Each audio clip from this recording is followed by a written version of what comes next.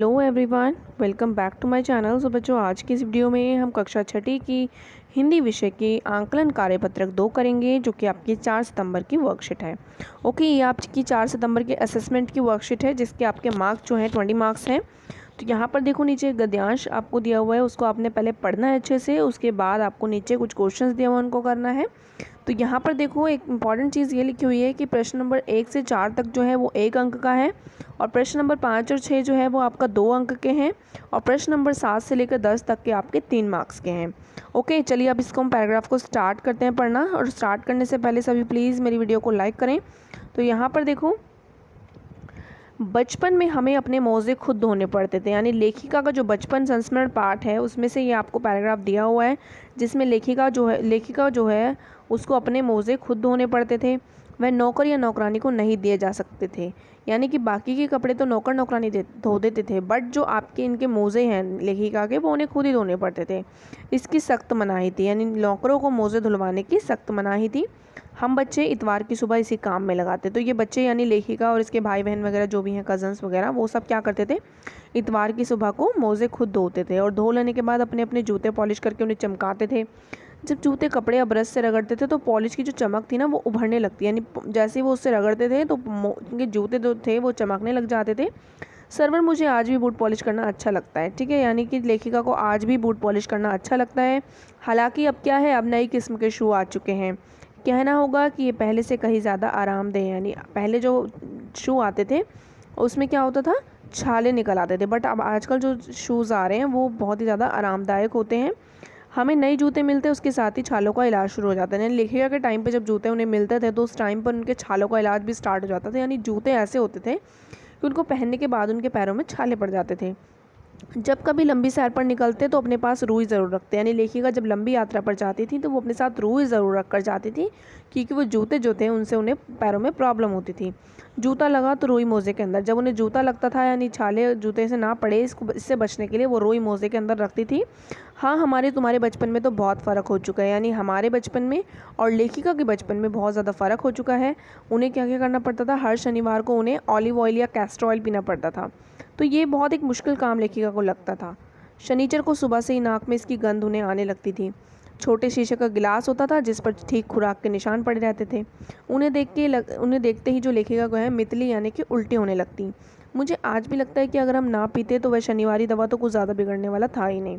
यानी लेखिका को आज अब ये लगता है कि अगर वो उसको नहीं भी पीते ना तो उससे कोई फ़ायदा नहीं होता, सेहत उनकी जो है वो ठीक ही रहती। तुम्हें बताऊंगी कि हमारे समय में और तुम्हारे समय में कितनी दूरी हो चुकी है। यानी लेखिका जो है आपको ये बताना चाहती है कि उनके समय में और हमारे समय में कितनी दूरी हो चुकी है। यहाँ तक कि बचपन की जो दिलचस्पियाँ हैं वो भी बदल चुकी हैं। तो याद रहे, उन दिनों में कुछ घरों में ग्रामोफोन थे, रेडियो और टेलीविज़न नहीं थे। तो लेखिका जो है अपनी बचपन की बातें बता रही हैं, जिसमें बता रही हैं कि उनके उस टाइम पे क्या होता था, घरों में ग्रामोफोन थे, रेडियो थे, लेकिन टेलीविज़न नहीं थे।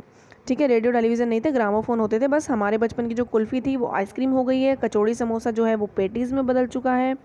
ठीक है, शहतूत और फाल से खसखस के शरबत जो है वो कोक पेप्सी में बदल चुके हैं। तो ये है लेखिका और हमारे बचपन की जो अंतर है वो लेखिका ने बताया। तो यहाँ से देखो नेक्स्ट, उन दिनों कोक नहीं, लैमनेड और विम्टो मिलती थी। यानी लेखिका के टाइम पे क्या मिलती थी, कोक नहीं मिलती थी, लैमनेड और विम्टो मिलती थी। शिमला और नई दिल्ली में बड़े हुए बच्चों को वेंगर्स और डेविको रेस्तरां की चॉकलेट और पेस्ट्री बड़ी मज़े देने वाली होती थी। हम भाई बहनों की ड्यूटी लगती शिमला मॉल से ब्राउन ब्रेड लाने की। ठीक है, और हमारा घर जो था वो मॉल से ज़्यादा दूर नहीं था। मॉल से वो लोग ब्रेड लाते थे और मॉल उनके घर से बहुत पास था। एक छोटी सी चढ़ाई करनी होती थी, फिर गिरजाघर, और उसके बाद उतराई उतरते और मॉल पर। यानी कि लेखिका जो है वो शिमला में रहती थी, और शिमला में क्या है, पहाड़ है, तो उनको मॉल जाने पर क्या होता था, बस एक चढ़ाई करनी होती थी और एक उतराई करनी होती थी, और वो मॉल में पहुंच जाते थे, मॉल में, और वो बहुत ही ज़्यादा उनके घर के पास था। कन्फेक्शनरी काउंटर पर तरह तरह की पेस्ट्री होती थी, चॉकलेट की खुशबू आती थी वहाँ पहुँचते उन्हें। तो उन्हें हर बार ना हफ्ते में एक बार चॉकलेट खरीदने की छूट होती थी। सबसे ज़्यादा मेरे पास ही चॉकलेट टॉफ़ी का स्टॉक रहता है, यानी लेखिका के पास ही सबसे ज़्यादा चॉकलेट और टॉफ़ी का स्टॉक रहता था। उनको संडे को छूट मिलती थी चॉकलेट खरीदने की, तो वो संडे को बहुत सारा स्टॉक जो है खरीद लेती थी। मैं चॉकलेट लेकर खड़े खड़े कभी नहीं खाती थी, जैसे बाकी बच्चे होते हैं ना खड़े खड़े चॉकलेट खा जाते हैं, बट वो ऐसा नहीं करती थी। वो घर लौट कर साइन बोर्ड पर लग देती थी चॉकलेट को, और रात को खाना खाने के बाद बिस्तर में लेटकर मज़ा ले लेकर खाती। अब नीचे कुछ क्वेश्चंस दिए उनको करते हैं। फर्स्ट क्वेश्चन देखो, यहाँ पे बोला गया है कि रात शब्द का पर्यायवाची शब्द क्या होगा। रात का होगा रजनी, निशा और रात्रि। ठीक है। प्रश्न नंबर 2 देखो, नासिका शब्द का तद्भव क्या होगा। नाक। ठीक है। तीसरा देखो, शुभा शब्द का समानार्थी शब्द लिखना है प्रभात और प्रातः। अच्छा शब्द का विलोम शब्द हो गया बुरा। पांचवा प्रश्न, अनुच्छेद में से 2 संज्ञा शब्द चुनकर लिखिए। टेलीविज़न हो गया और चॉकलेट हो गया। प्रश्न नंबर 6 में आपको अनुच्छेद में से 2 विशेषण शब्द चुनकर लिखने हैं, तो अच्छा और लंबी। ठीक है। अब देखो 7वां क्वेश्चन।